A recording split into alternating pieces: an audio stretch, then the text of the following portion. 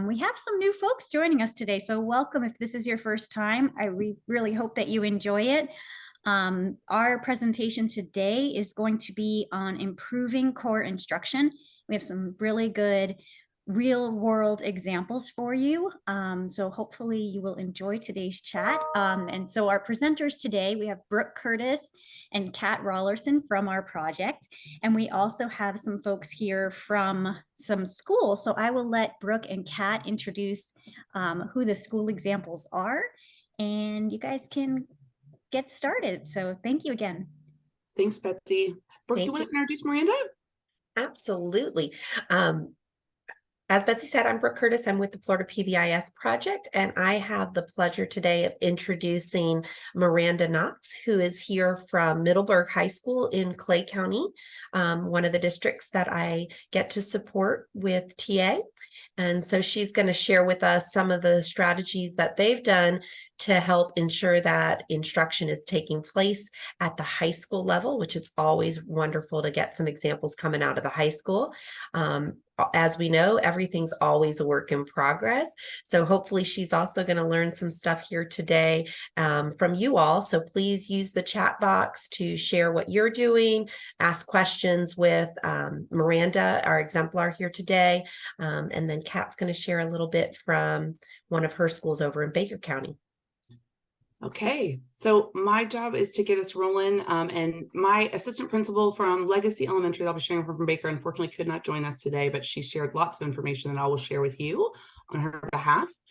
So look forward to that. And Baker County is over here by Jacksonville, very close to Clay, where Miranda is. So I have a quick job that I'm going to try to stick to of when we talk about improving core instruction and PBIS implementation. One of the slides we go over in Tier 1, when we start with school teams, like Miranda's team or Legacy that I will be sharing about later, is as a leadership team member, it's often important to kind of have your elevator speech of why is it important to teach behavioral life skills. And we all know this framework is implemented to be proactive and preventative. So the instruction part is what's really going to help us in terms of all those outcomes you see with our big why. If we teach desired behaviors, then it's going to reduce some of those reactionary discipline practices, promote engagement or attendance, enhance academic success by keeping kids in the classroom. When we use an instructional approach, we build positive relationships with kids. We also know that when we teach behaviors and reinforce those behaviors, we're creating safe and nurturing environments. And then the last one on the bottom, we're going to talk a little bit about, because I know for context of those of you joining us, and we are glad to see so many of you could join us at this new time. We're very excited about that. The bottom one we'll talk a little bit about today, because I know the resiliency structure has kind of been both a blessing and a stressor for some when we're trying to think of how does it fit within our current framework, and it doesn't have to be either or. And then the right side, the other piece of this reminder is, as a team member, if you are a school team member or a district coordinator, if you support schools, that reminder that good instruction, because we'll be talking not only about why we do instruction, but that what makes good instruction. So we'll talk a lot about how we want to build on those strengths and assets that kids bring and their family context that they bring to our school settings. We want to know about those values, beliefs, and systems to be able to build on top of them by engaging with our partners. So we'll talk a little bit about that today and try to provide some examples as we go. But that's why we wanted to put this little reminder here that we never really can forget that why, because even if we plan as a PBIS leadership team, the best instruction, provide the best instructional tools, sometimes that buy-in feature is a challenge we have to get over. So that's why we wanted to review that one. And then when we leave this section of Tier 1 training, so we wanted to kind of set the stage with, if you were at the end of learning about how to plan this instruction, this was kind of your wrap up. And when we think of what you'd have as a campus, and we'll go through some of that today to help and show some examples of how people have built on that, we're going to have relevant, contextually relevant, meaning they're really applicable to our setting. Expectations, rules, and routines defined on a campus that we can use as part of instruction. We call it like the prerequisite to instruction. So we'll look at that in just a second. And it's really crucial that they're defined with what we now call our partners or previously our stakeholders. And we'll talk a little bit about that throughout. And I know Miranda's good about, I've heard her speak at her school about that. And I'll talk a little bit about that with Legacy. So then we are developing, once we start with that prerequisite, we're going to have some products. So we're going to have some resources to help teach those common language pieces of expectations, rules, and routines. And then after we provide or develop those curriculum resources, then we have to make this plan for when and how is it going to happen. Which I know from my time in school, that was one of the hardest parts. Like, we have these beautiful lessons, we have a plan for what we want to teach, that common language, we have good buy-in and understanding of all our partners. How are we going to plan out that instruction? And that's one of the reasons, again, I hope I don't make her embarrassed by complimenting her. I know Miranda's on here. She does a great job with that, with her team and using her team to plan in a high school setting. And Legacy that I'm going to share was a brand new setting opening. So they were having to do that kind of as a new campus, opening a new building. So I think Betsy put a copy of all the handouts today that we'll reference. So if it's in a slide and it's a handout like the one on the slide right now, we gave you the link where you'll have this document. And this is one of our newer infographics. It was approved in the last couple of months. And the first page that you see, I'm speaking to why this resource came about and how it would help you as a team member or a DC. Often we're getting a lot of discussion around this resiliency instruction being either a barrier, or we're thinking of it has to be either or when we talk about implementing PBS or doing resiliency instruction. And this is a tool that's meant to, again, infographics are taking over the world. Just concisely, the first page is the things you probably, if you've been on a lot of chats with me, heard me say over and over again. But by doing PBIS, those of you on the call, like, give yourself a high five. You're already ahead of the game with building resilient school environments, because you already are doing a framework that fosters the things you see at the top of that first page. School environments that are positive by the language and what we teach, predictable, they're consistent, they're safe. And what we're talking about today, they're focused around that effective instruction. And then within a multi-tiered system academically, we're always focusing on the academic instruction as well as what we're going to talk about today. And then in that first page, again, just unpacking it for how you could use it within your work. Because we're talking about a multi-tiered system, PBIS is our multi-tiered system that we are using, and those of you joining us are implementing. So again, high five, you're already ahead of the game with building those resilience environments. And if you haven't seen that little pie, the little pieces of the pie, that is our critical elements of that foundational school-wide PBS approach. So you see, we pointed out the little one around teaching today, which is one we're focusing on and was very relevant to this resource. So the second page in the handout, you'll see it's the back. What we are often faced with, often at the district level or even at school level, is if we're going to add in more instructional tools, whether, and again, Miranda will talk about this with her mindsets curriculum that they use as part of teaching their core instruction with their expectations. I'll share one from Legacy. When we have to add in more instructional tools, we want to try to make sure they're selected in a way that matches the needs of our learners, like things like age and developmental phase of life. Is it selected for kids that come from the backgrounds our kids come from? And is it an intervention? This one I can't emphasize enough. Is it an instructional approach that we can actually do feasibly? Is it one that we think we can do with fidelity? So I know we mentioned a couple just a minute ago, packaged curriculums are very popular if they're selected from evidence-based registries to be part of this, because they're already ready to go. They're developed based on research and have a scope and sequence where they're giving you lessons that kind of align just like an academic reading or math curriculum would. So we'll talk a little bit about that today, but the purpose of the handout is to kind of connect the dots of it. Definitely doesn't have to be either or. And in fact, like I said, you can tell those you're talking to, give themselves a high five if they're already doing school-wide PBS or our tiered framework of tiers 1, 2, and 3 with PBIS, because they're building those school environments from the first page. The other thing on the back, you'll see lots of links. So we gave a couple examples, and one I'll talk through in a little bit about how we choose the skills that we might build on a little bit more from research. We also reference, those of you on the call that are very familiar with the current work at the state level for your implementation plans as a district for how we're going to teach resiliency. So we embedded that link. We also gave you a couple examples, and I'm going to talk a little bit about the tier 1 one in just a minute, actually, that's in there just for what that can look like in different tiered instructional examples. So that's what that resource is for. It's a new one. It's one to just help kind of be concise in some messages you probably have to say lots of times, whether that's at the school level or district or working with other partners and with families, with pulling apart pieces for the families to understand and give some feedback. Okay, so another quick review. I hope this is a review. We're going to do a quick check here in the chat. So if you were taking a break, come back to us because we're going to join you here in the chat. And for a minute, we're just going to test who's on the call with us. So as far as teaching instruction, it's one of my favorites because it summarizes lots of content we teach to you in Tier 1 training. But when we start, when we're talking about instruction today, remember I said these prerequisites. We start with this prerequisite at the PBIS campus of looking at what's going to be our common language or our values of our school-wide expectations. So quick cheat sheet for you. Those are those concepts that are broad. They apply to all settings on our school campus. They apply to everybody, adults, kids, subs, parents, volunteers. They apply to everybody on that campus. They should be clearly visible because they're those common language, those values that we want people speaking very quickly. I could ask kids, I could ask staff, they know them. So those are those 3 to 5 school-wide expectations that are very broad in nature. And when we said context specific a little bit, to make these effective in this framework, they have to be based on your context. So we do that by getting feedback and having communication with our partners, our students, our families, and our staff. And again, Miranda, I know, does an excellent job at this when I've heard her talk about that. Then we come back over. Next is we got to define what those things look like by setting. So that's the next step of kind of starting to define what it's going to look like for your campus.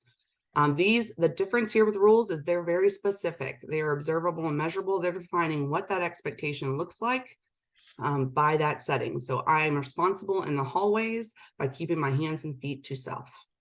That would be an example. Responsible being the expectation. Keeping hands and feet to self would be a rule.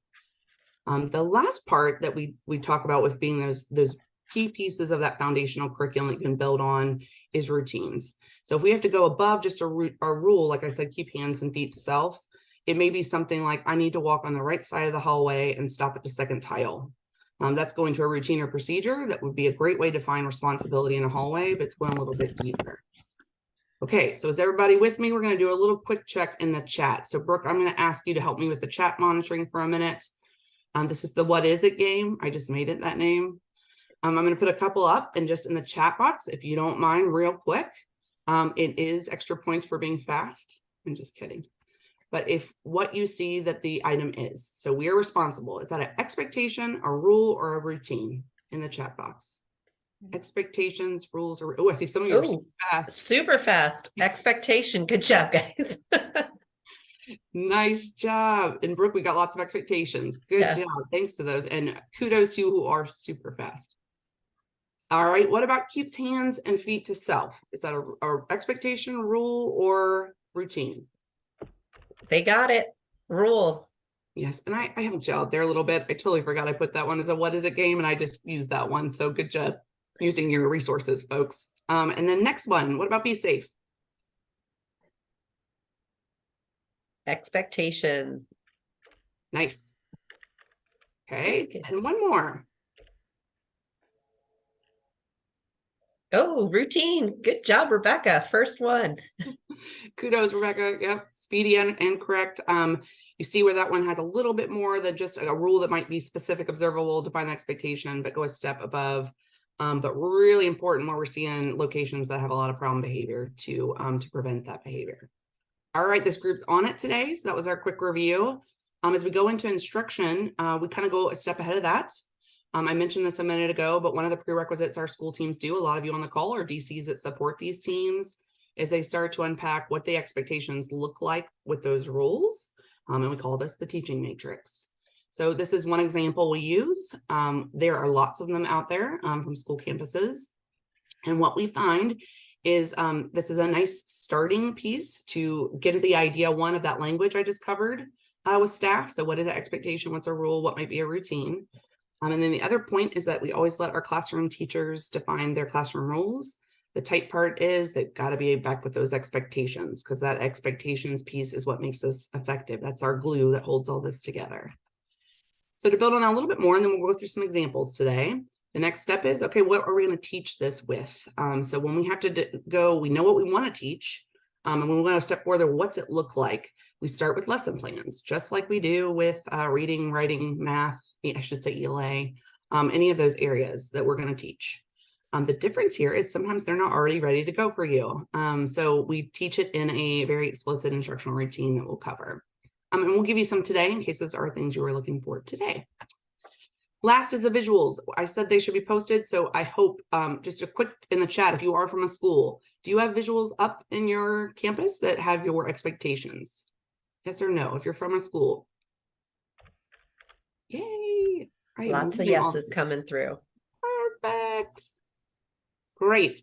Last is, I think the fun part. It's once we have, okay, what we're going to teach, lessons that are going to define how we teach it, some visuals to go with that. Then we start with the fun stuff, like how are we going to roll this instruction out? For example, videos are very popular. Legacy that I'm sharing today used a video, and I'll give you a link where you can see theirs. Videos are popular because for the school-wide common areas, nice, easy tool you can roll out and hand out. You can also use it when new staff or new students come in and out of the building. So that's a little bit of the review of unpacking what we do. We wanted to build on it a step further because you'll hear some of that in especially Miranda's examples. We have schools that are going a step further to that idea of that infographic we gave you. It's not just about those basics of expectations. What does it look like in each thing with the rules? We can go a step further and start to add in not just what a specific observable rule is, for example, for our safety or for voice tone, but we can start to go to those things about being good human beings and things that help us interact with others well. Some of those behaviors that are internal to us. So on the top, you see an example that we have where we talk about things like for lunchtime, being respectful might mean inviting others to sit with us. That's a way they're kind of trying to incorporate some of those internal life skills. Or for being responsible in that first example, you see they say, use my breathing techniques. It's very funny that we have this in the chat today because I was in heavy traffic trying to get to one of my child's things last night, and I was not using my breathing techniques as many adults struggle with, because it was so frustrating to see how much he wanted us to get there for his portfolio night. So I always like that one because it's one that we all have to practice of how we're going to regulate when we get upset or stressed. But it's not one we typically put on a teaching matrix. The other example is one from a secondary campus, and it's not a Florida school. But where they chose to go, you're already promoting resiliency by the structure of what we've talked about so far. But they've gone a little bit further, and I have a lot of secondary campuses starting to go this direction, where they'll talk literally about what it means to be resilient as an expectation, and define that one a little bit more. And this is actually the tier 1 example that was in that little infographic for you, where we said tier 1 teaching matrix. So I'm going to use the second example for another thing. What we also find is that sometimes we start with this teaching matrix and then we need a little more instruction on behaviors. For my teachers on the call, just like if I have a reading skill, it's really difficult, I might need a little more explicit instruction or a little more practice on that skill. Same with behaviors or life skills. So one they have in here that I see right off the bat is being patient. I just mentioned how as an adult, that was hard for me last night when I was stressed. And then they also have avoiding conflict as an example. And especially our adolescents. I know I have a freshman at home, Brooke has a freshman at home. Conflict resolution skills don't come easily. So like, what do we do to avoid conflict? Might be something we teach a little bit more on our matrix with some lessons. And again, I know Miranda does that with her mindset examples. So if we have those resources to teach, the next part is the lessons are going to follow that explicit instructional routine. So for my educators on here, it is usually not a new routine. We are very used to it from good instruction. What we wanted to do here was just give those reminders. I can't emphasize the first bullet enough. Make sure if we have this massive instructional plan or lots of good instructional tools on our campus, we are mapping them back to our language of our values, our expectations. Because again, that's what ties the whole thing together on a campus, is that consistent language with those 3 to 5. So that's why we spent some time showing you those teaching matrix that went a little bit further, and you'll hear a lot about that with some supplemental curriculum from the 2 examples we have today. And then those reminders of we're going to build on strengths of our learners and our context. That's what's going to make instruction powerful. And we're going to use our partners, our students, our families, our community groups to give some feedback on the instruction, help us with instruction to make it more powerful.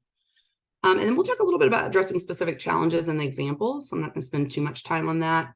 But I just mentioned that also in the teaching matrix, that sometimes there's skills that we need a little more instruction on, and we have to plan that out. So the instructional chain is to the right. It's not new. It's another repeat you've seen lots of times. I'm going to unpack that routine in the next 2. So we use this one just to go backwards. We get a little more detailed when we're talking about instructional routine in our training versus what we call the gradual release model. But I know a lot of Florida districts coach, because it's a great approach, it's evidence-based, that gradual release model of instruction. same synonyms. So the last one just gave a little more detail on what you see as we pulled from a visual that looks at the gradual release model of instruction. So this idea of we have an instructional approach that builds independence of the learner. And we're going to do that through explicit instruction and modeling, and then practice with feedback, guided practice, then slowly independent practice without us there. That's how we know they're starting to master the skill and move on. So any lesson plan you see, this is the good news, any of the samples we give you are going to follow the gradual release, but also the broken down visual of the gradual release. So we'll show you that visual in just a second. So one's on the screen here. We also gave you, that you've probably seen before, but we gave you a hyperlink on the slide that gives you other sample lesson plans, because we're going to talk about a couple today. But this is the one of them that we use in training, talking about respect. And then let me show you with all the arrows. I like all the arrows at one time. So when we talked about they match this gradual release of instruction, any lesson we have for you is going to do that explicit piece first. What is respect? It's going to define it. It's going to explicitly say what it is, give examples, non-examples. We're going to move into what are some practice that we can do together. So for example, if I just taught you what respect looks like, I might then say, what are some examples you students can give me of what respect looks like? Let's draw them. Let's talk them out. Let's pick a meme that looks like respect. Some way that we're having them demonstrate they have the learning, that we're there with them. And you can see that in ours where they say student identified examples. And then last, we'll have the you do it alone. So again, this is the fun part of instruction, is how do we enhance that concept development? How do we get them to practice independently? For my teachers, it's those centers that we're using for them to practice those skills as part of our instructional routine.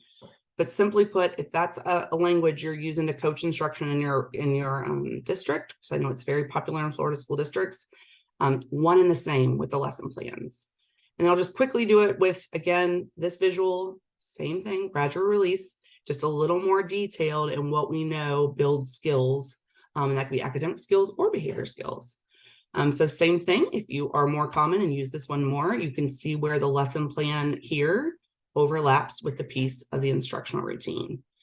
So I'm saying this to you on the call today. You don't necessarily have to go through this with all of your staff, but to be this idea of it's not different than just like your reading curriculum or your math curriculum would do that.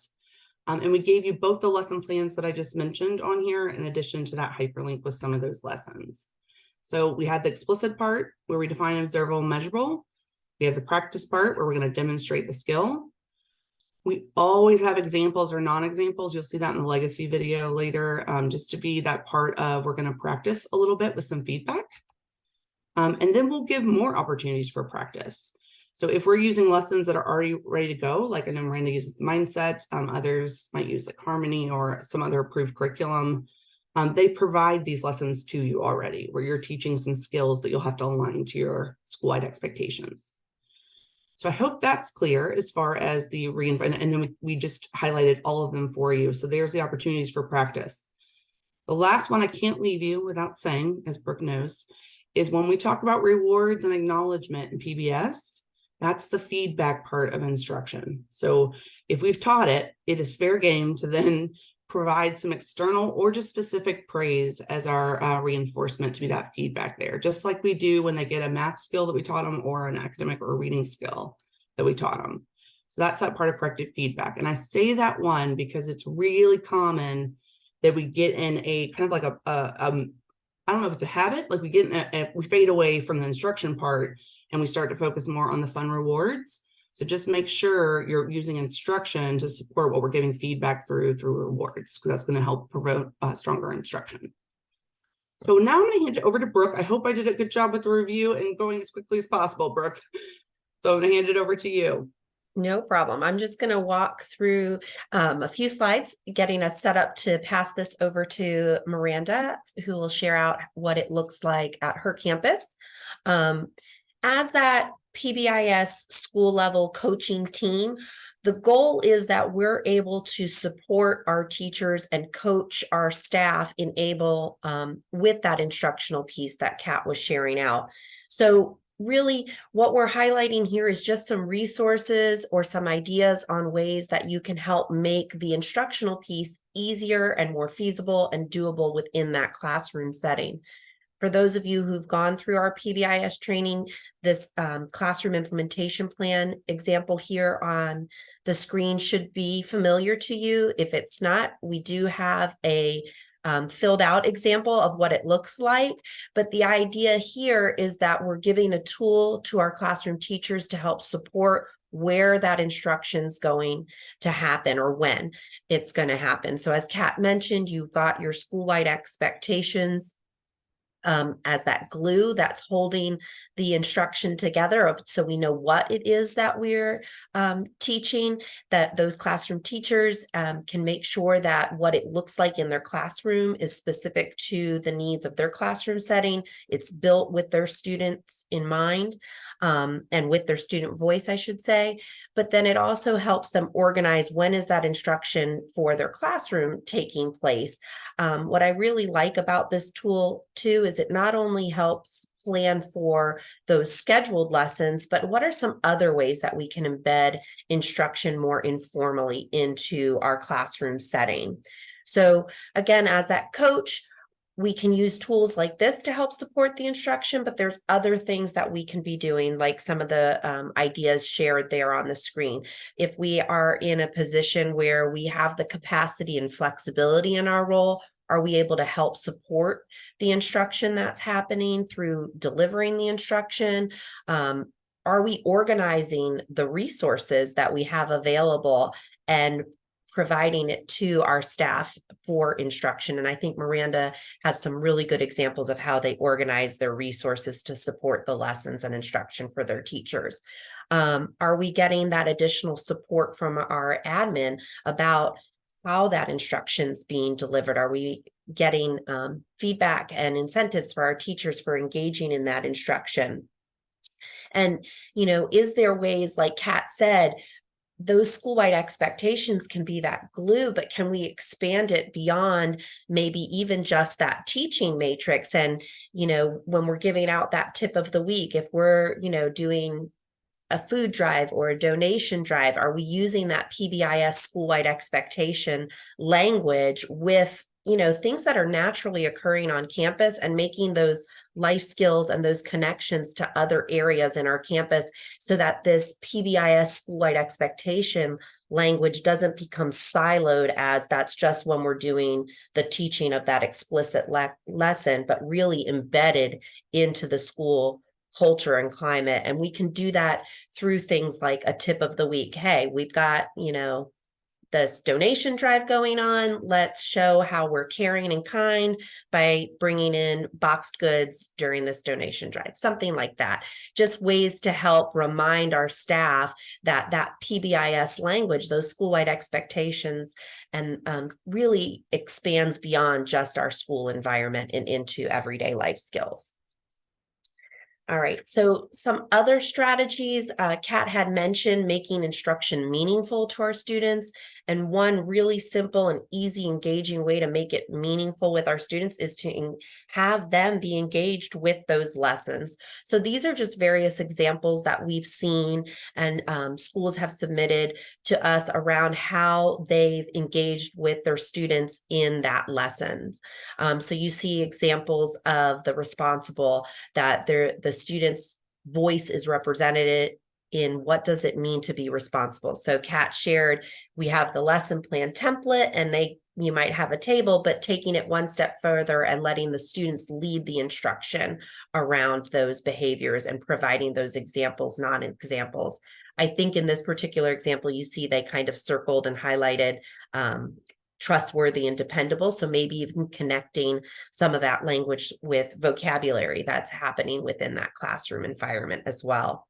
You can see here that they've taken that student language and those lessons that they did with their students, and they're turning it even into the posters that are seen around your campus. So you don't need to have a big fancy poster made with your poster maker or ordered from a vendor, but you can use your student created posters as a great teaching tool for your instruction. I really also like the example with the student language with the I am responsible, I am safe, using that student language, having it be part of maybe an objective or a learning target. to really incorporate and align what your expectations are with what it is we want our students to do. So then I've just got 2 more slides before, or 3, before I hand it over to Miranda real quick. We have seen schools leading our training doing a wonderful, wonderful job of having that plan. We know when we're going to do that initial instruction. We might even have planned out for certain times of the year where we're going to revisit instruction, because we already know that breaks after holidays, after spring break, before testing, those are times where behavior seems to uptick. So we're going to put things on our master calendar to make sure ongoing instruction happens there. And maybe we've even done a good job of making sure that we are using peer mentors to help orient new students on campus with our school-wide expectation. So we have that initial implementation plan. But what we encourage our PBIS teams and coaches to really do is we remember that PBIS and teaching is this process. So we want to make sure that while we have this implementation plan, that it's fluid and flexible, especially in the instruction piece, because we want our instruction to be differentiated and adjusted based on our student need. So kind of when Kat and I were discussing this to me, this slide is kind of like, this is our general plan, but then we have to be ready to make shifts and adjustments in that plan. And so in this next slide, how do we do that? And we're going to start looking at that data. Hopefully you're looking at this data and by your referrals by day, by month, by your problem behavior, so that you can make those adjustments in your initial implementation plan. So you planned out when you think ongoing instruction is going to happen, but maybe you don't know what that ongoing instruction is going to be yet until you start looking at your monthly data and are able to start answering some of those questions with this data. So maybe we've already set aside time within our master calendar so that we know we're going to have some reteach opportunities at the start of the month, but we don't know what that skill is going to be until we look at our data and we see, oh, you know what, we're having a lot of fighting. So we maybe need to, as Kat mentioned, look at that conflict resolution skill and embed that into the instruction. And then that would be where you pull those resources and lessons from. One other thing I want to kind of circle back to is that teaching matrix. I always say when I'm talking with my teams, and so I know I have got a couple of you on here, this is going to sound familiar, is that teaching matrix can be that roadmap. So when you're seeing the inappropriate behavior, go back and look within our teaching matrix. Do we have the appropriate behavior defined within there so that we can explicitly teach? If not, we might have to adjust some of what it is, not necessarily the expectations, but within the rules. What does that look like in that setting? And so, yes, lesson planning is part of it, but that comprehensive instruction goes back to the what it is that we're teaching. So that's the idea of really using your data to help make adjustments to that instructional plan. So we got 2 questions there in the chat box that I want you all to consider. So we might have some stuff going on at that tier 1 is what we're talking about today, but how are we making adjustments maybe even at some of tier 2 instruction or tier 3, especially if you are doing a really good job with implementation, your lesson planning at tier 1, can you take it to that next level in tier 3 or tier 2 and share out some of the ideas within our chat box on how you're integrating that language and instruction there, as well as in my slide is covered here. How are your team addressing teaching behaviors in some problem areas? And I don't know if people are chatting in the chat box right now. Sorry. So let's just start with the first one, just in the chat box. How has your school's PBS team addressed the need for teaching behaviors in any problem areas you've had? Have you addressed a problem area? Like Brooke said in the question, that's all we're looking for in the chat box is how is your school team or DCs that you support schools, how have they addressed a problem area or maybe a problem behavior with instruction? Just starting with that first one, we're looking for any reactions in the chat box. All right, that's okay. We're just getting started. I saw that's all right. Maybe one of the first things you're focused on is a problem behavior. That would be okay.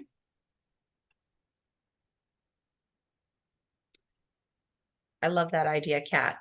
For our newly starting schools, maybe you're starting small and starting with the areas that you know need the most support right now. Yeah, so I'll start with one. Maybe that'll build comfort in the chat box. Legacy I'm going to share on, they were okay with me to share this. They, for example, to what Brooke just said, had a teaching matrix that had hallways, and they had stay on right side of hallway.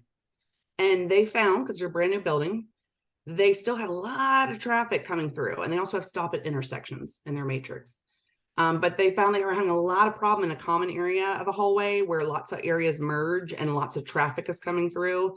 So they had to change the rule to be stay to the right on the second tile. They literally had to get that detailed of, I'm gonna need you on the second tile. And that helped a bunch, just adding that wording. And then of course, having staff reteach that rule and expectation for the hallway. They also added it's elementary school, so it was they add stop signs, just add stop signs. So there's a little reminder there of stop at this intersection, just like we have when we drive cars. So that was one example. And then I'm going to check. So any other examples on the call of how you kind of adjusted to instruction, or you've initially started with instruction? Oh, thanks, Christy Gomez. I see her. One of our schools recognized.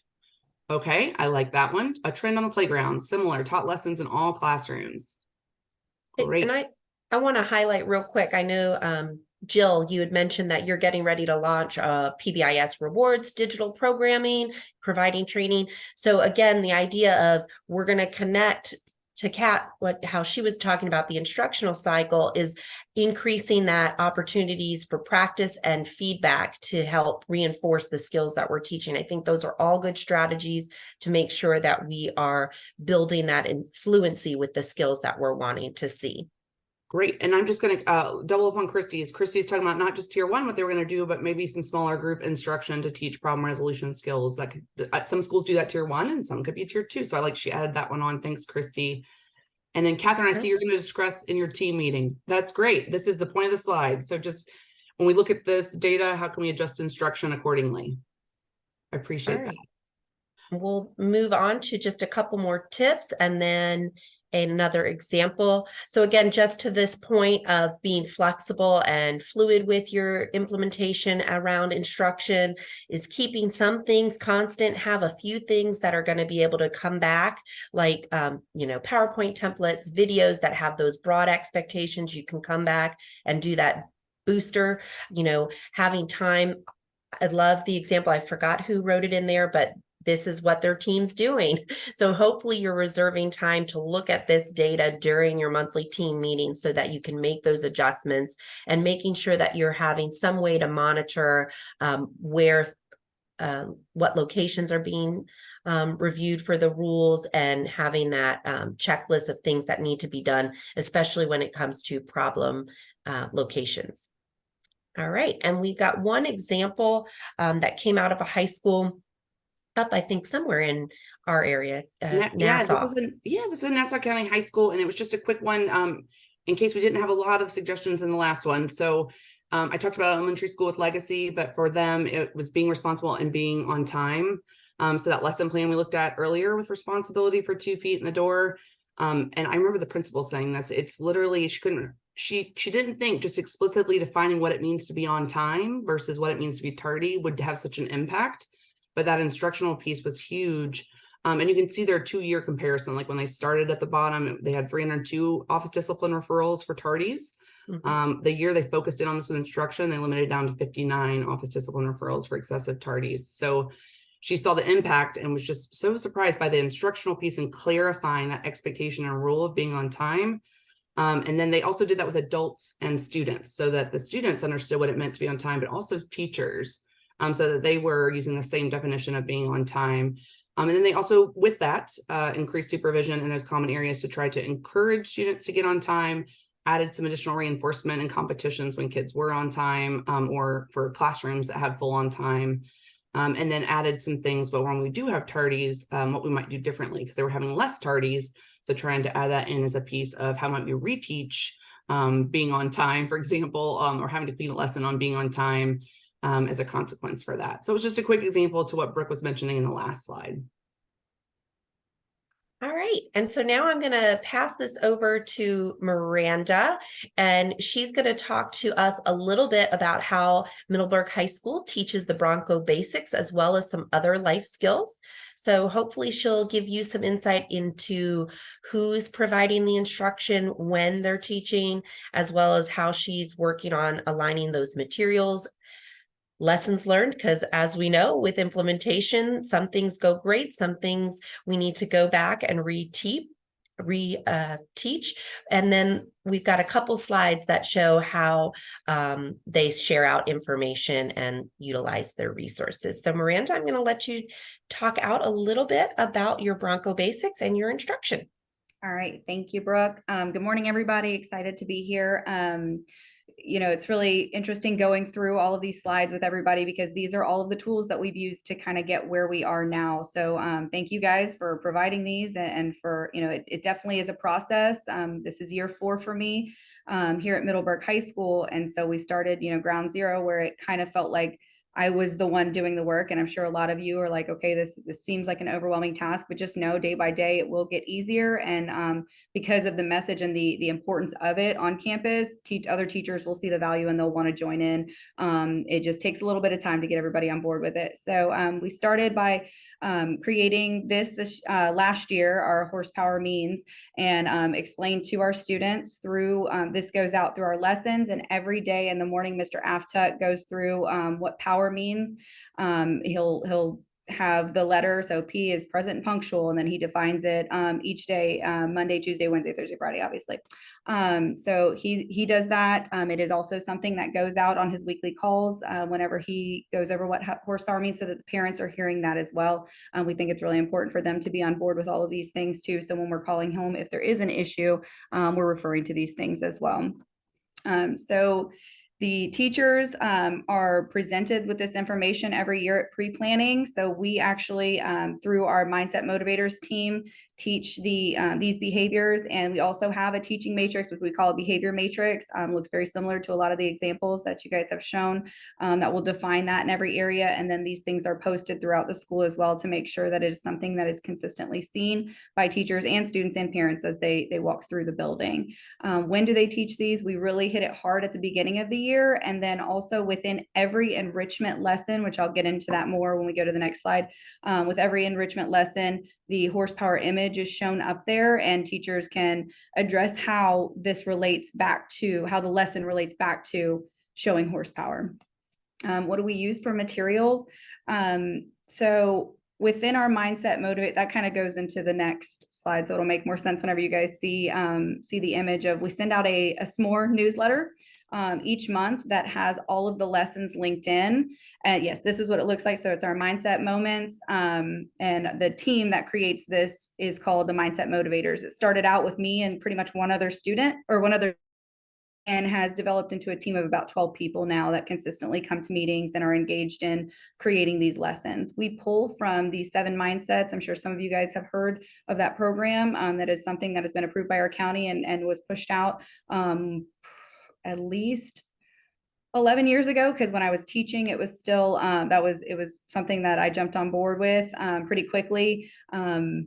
Was a little bit frustrated at first as a PE teacher, because I'm like, oh, we're going to have to do something else. And so I empathize with teachers that this is something else that's being put on their plate, but then immediately saw the value in it because it is teaching our students how to interact with each other, how to follow procedures. It's uplifting and encouraging, and has a lot of value within the classroom, and has actually caused our 5th period classes to normally be, even though that's the longest time that the students are with the teachers, a lot of them have the best classroom culture with that class because they have these conversations that are a little bit deeper than just your everyday interactions. So within the Mindset Motivators, we pull those lessons. It originally started with me just taking that, and we were trying to implement it by just having the teachers log into the 7 Mindsets portal and go in and do the lesson.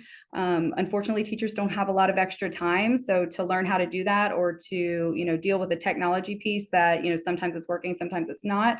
To alleviate some of that, I got some feedback from teachers and decided I'm just going to take that information and create our own lesson. I currently use Adobe Express, but probably am going to be moving to Canva next year because there's some really cool features on there that some other teachers have shown. So it'll be evolving again next year. But we take the information. They will go over, like I said, they go over the horsepower expectations here, and then they go into a lesson. So it starts with a quote, goes into a video, and then they have some questions, discussion questions at the end. We set up different tasks for them, so it's not always the same thing. It could be a four corners activity, or it could be having them turn and discuss with a partner, and then they share out as a group. And the teachers are engaged in these lessons. It's not just the students, just them, kind of going through something and then it's left by the wayside. The teacher actually, is able to engage with them and have discussions in class, which turns out to obviously help the culture within the class. We, within the newsletter there, you can see over on the left-hand side, we go over some celebrations that are going on. We focus on our goals. So that way students are regularly seeing it, teachers are going over it. This is 2 days a week. So if you're wondering like how many times a week we have our lessons, we started out with 5 days a week and got some feedback that we needed to use some of that time for some tutoring opportunities and some enrichment in other areas. So we do Mondays and Tuesdays, and then move on. And they, if they weren't able to do those lessons for some reason, something got in the way of it Monday and Tuesday, they have the rest of the week to complete them. And then at the end of every lesson, there's a completion log so that we know that they're doing it. Because we did like that my 7 Mindsets had that feature where they would, we knew if it was happening with Fidelity, and we wanted to still track that. So I make a Google Doc and link that into the bottom of every lesson. Again, I can share this with any of you guys, or Brooke may already have shared it with you so that you can click into those links and see what the lessons actually look like and how the teachers are doing that. So yes, you can see, yeah, there you go. Oh, sorry, Miranda. I was just gonna let them know I tried that in the chat box, but we did share this newsletter with them in the file share. So just want to let you know that. And sorry, I adjusted your slide early there. No, you're okay. You're okay. Thank you. So yeah, so and if you guys have any questions later on about, how we do certain things or how effective it is or what we're seeing, then, I can definitely answer those questions. But you see, we have our monthly attendance averages posted there. And then the Bravo Broncos is the incentives program that we use, where teachers are identifying that they're using they're using these skills that they're learning within the lessons on campus, and then they're rewarded either immediately with some type of candy or something or a prize, or I have a big drawing that we do with all of the names the teachers log every Bravo Bronco that they give. They have 15 per quarter to give out, and then I draw a name, we get a big one. And then normally each quarter, we will also have some other type of big event where they're rewarded again.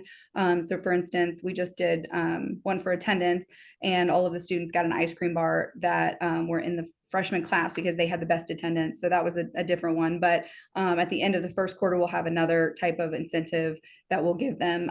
This year, we're planning on doing a no tardy party. So every student that doesn't have a tardy will have some type of reward that's given to them at lunch as well. Trying to find all kinds of different ways to reward them, because we know that, their day, that this is one thing that drives them, but then we can hopefully turn that into an intrinsic value versus extrinsic. So yes, you can go ahead and go to the next slide. So I just want to point out, Miranda, because you're an all-star, when she sent this, the thing she just shared, and you are fine with time, by the way, but okay. she'll talk about that a little bit too, but I love that you had the lessons aligned to your expectations. You had even some like what we call fidelity of them doing the lessons and what they thought about the lessons, where students engaged. And last, from our review, it's like you didn't even know what we were going to present and you're perfectly tied to it.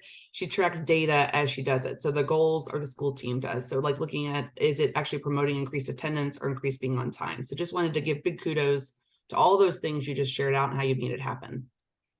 Pat, you beat me to the punch. I was about to highlight the data piece, because for those of you who may struggle with staff buy-in, that is a really good way to get your staff buy-in. If you're sharing the data along with here's what we're doing, and now we're having a positive impact, you're going to have them hooked into the idea of delivering the lessons, providing the opportunities for feedback with your staff in that buy-in. So I really appreciate that in her newsletter, even though that wasn't necessarily the focus of today's chat, but you can really see that they're sharing their data ongoing and letting that be the driving force for what it is that they're doing. So thank you.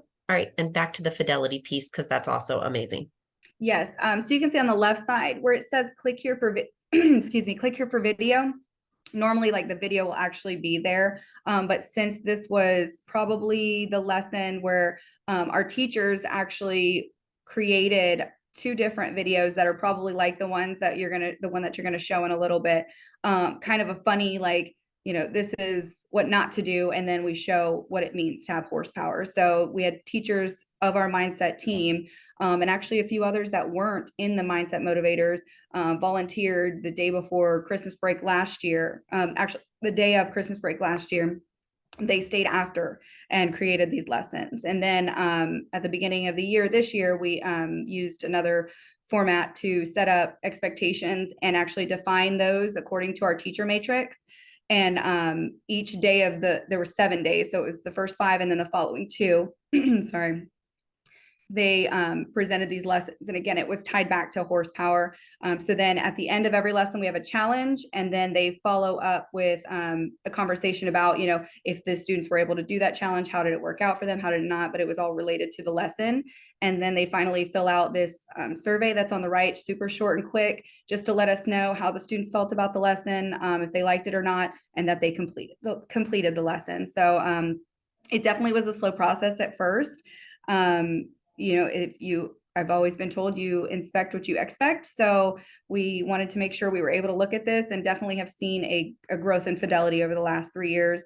And this year it is, if something's missing, it's really funny how quickly I'll get an email now like, hey, this link isn't working, which is encouraging. I know that they're doing it and they're looking for it every day. So, or for the 2 days a week that we do it. So yes, that's pretty much all I have for you guys. So I think that they send you the email right away shows how well you to the history of what we reviewed today, like you're set it up to, they have everything they need to get it done. It's not gonna be a barrier or limit staff buy-in that they don't have something they need. Right. That was the feedback that we got, was that, obviously, and being in the classroom, I remember like we are already planning all of our lessons. It's very difficult to go in. This is as spoon fed as you can get, pretty much. But we put a lot of planning into it. It used to be me creating these lessons by myself using the 7 mindsets, and I can't take credit for most of the lessons, but we do use discipline data to address other areas within these lessons. So it's not always exactly from 7 mindsets, but it's related to what our school needs at that time.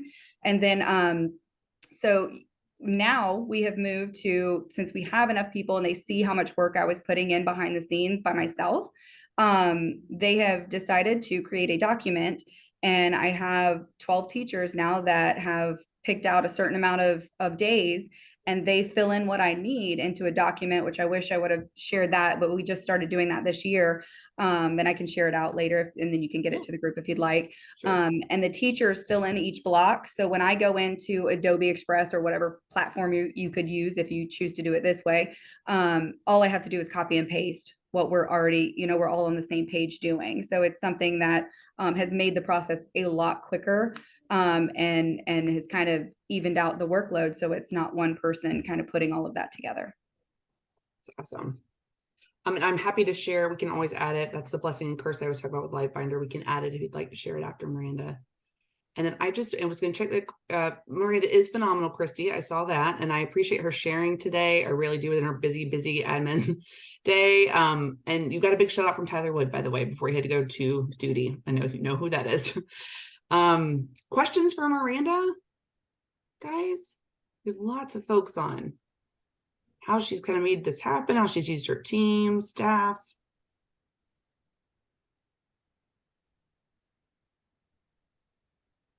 Wow, I guess you did a perfect job, Miranda. You're getting kudos. Definitely getting some kudos in the chat. Feel free to keep asking questions while Kat shares a little bit from an elementary example, and then we'll try and address any questions that might come up at the end. Perfect. So my example will be a little bit shorter, and it was just to add on, and that being a secondary campus makes it triple amazing that she's accomplished what they have as a team there. And then I mentioned legacy. So this is not legacy. This is an oldie goldie. We've had it around forever. But the idea of Miranda's newsletter that she had was another nice one to go to what we talked about at the beginning. And I said, we kind of come back to that.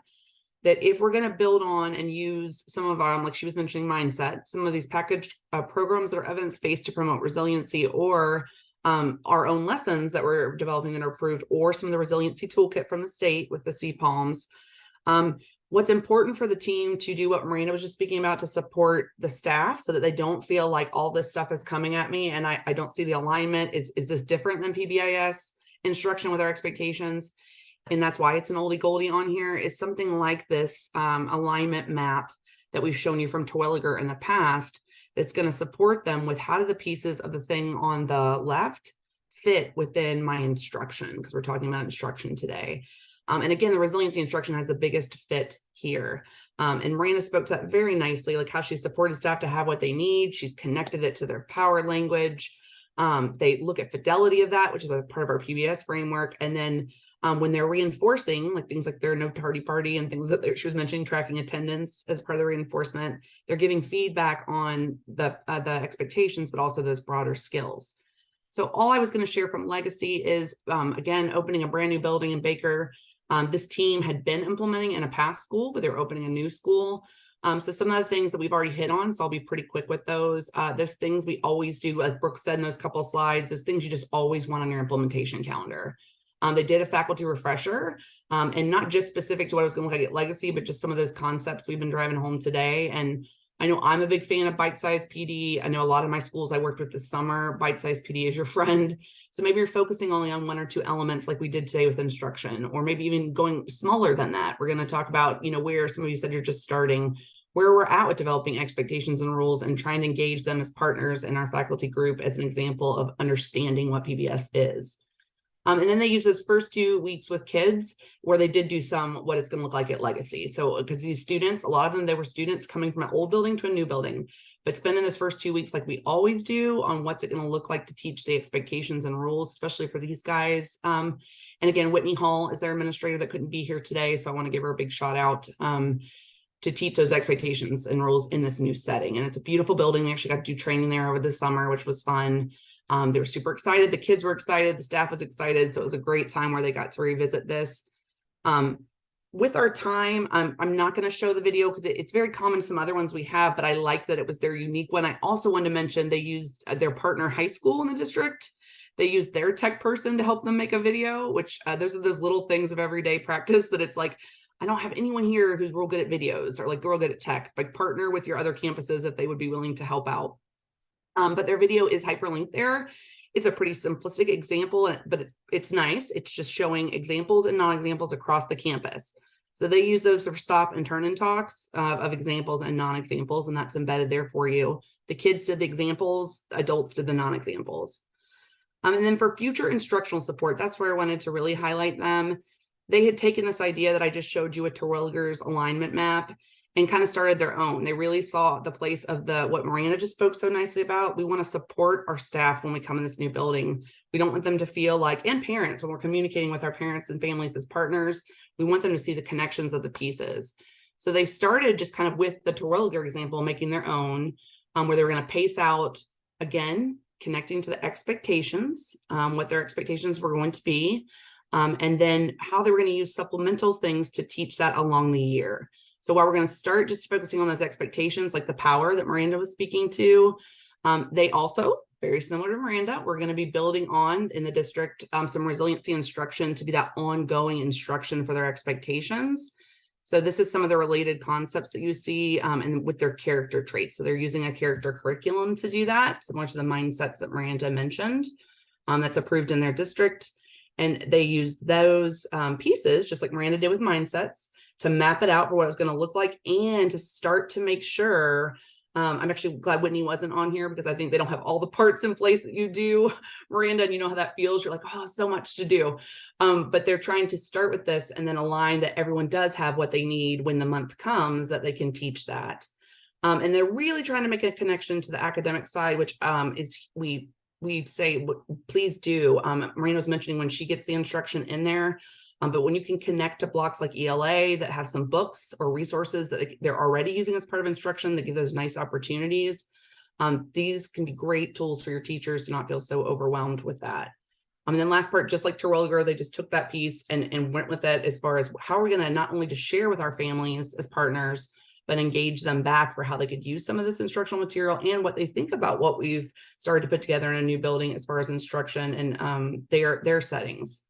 So that was one piece, and we did share this with you. The last one I want to share from this, and then we'll wrap up because we got 1 minute, is they went a step further. They worked with in the training all the elementary campuses. So the contacts from all elementaries worked together. And they developed a map that went even a little bit deeper than this one with all those tools they're going to use. And I just mentioned that's kind of where they're at, hearing where Miranda is. They worked together as school contacts, instructional coaches worked on that group, but they paired up, went a step further with even taking those character ed lessons they're going to use ongoingly, just like Miranda has with mindset, of what that's going to look like. And they did it as an elementary group, so it had some consistency across the district. They are my little guys, Baker. They have 3 elementaries and 1 pre-KK center. So they work together to do that piece. We did not share that one with you because that's some very specific language to their curriculum. So we just shared their start. This was their start. They went a step further. If you are interested in that, I'm happy to, I'm sure Whitney would reach out to any of you to share that. So I've gone over our time. I'm going to leave our reminders up here. Hopefully some of this has come out in our quick review, the great sharing by Miranda. Thank you so much for being on with us. But just think through systematically how you want to do that instruction. Make sure we're doing not only initial, but that ongoing, and it's embedded to align to our expectations. The easy for staff, Miranda, you did awesome at that. Like how we plan, we want to make it all connected so that it's there for them when they need it. That's going to make it more likely we use it and we buy into it. And using what's available at your school. We say that in training all the time. You don't have to use something new. It's fitting it within the language and the framework. And if there is going to be something new, just making sure your team considers how are we going to make that alignment so that it's easier on those having to actually use those tools together, and that they don't see it as either or, because we're going to lose the power behind the model for promoting resiliency when we do that. And then those formal, informal methods, we talked about lots of examples with that. We gave you lots of resources to start to develop that. Miranda, thanks for sharing how you ensure that they actually implement the lessons as intended, plus some feedback on if kids are engaging and liking them. With that, Betsy, do you want to pull up the poll for us? Because I know I wanted to go, and I want to thank again the huge audience that joined us today. We're so excited that people were able to be with us. We will stay on if you do have questions. Miranda, I bet needed to go. Is she able to stay on for two minutes or so for questions? I'm here if you need me. You're awesome. So if you do have questions, you are welcome to stay on or just put them in the chat box, or reach out to Brooke or myself if we want to connect with people after. And I just want to, while everyone's filling out the survey and leaving and saying goodbye, just like with anything that we do, the more that we do it, the more fluent we become, the more proficient we become at it. So even as we build fluency with our staff in engaging with the lessons, I think you'll find that once you start doing it more routinely, you're going to see your staff starting to use your language and being able to make those connections within their own instructional practices and not always need that over-reliance on some of these packaged curriculums and programs. They're going to start to do it naturally. It's just out of habit because you've created a structure in which it's happening ongoing. So I really appreciate all of you here today, always doing right by kids, and thank you for joining us. And if there's any questions, like Kat said, we're here. Please complete the survey for us, because that helps us to get better at what you might need. And any follow-up things that you need, please reach out to your TA or us if things spark some things that you might need to be successful moving forward. Thanks for joining us, guys. Have a great Wednesday.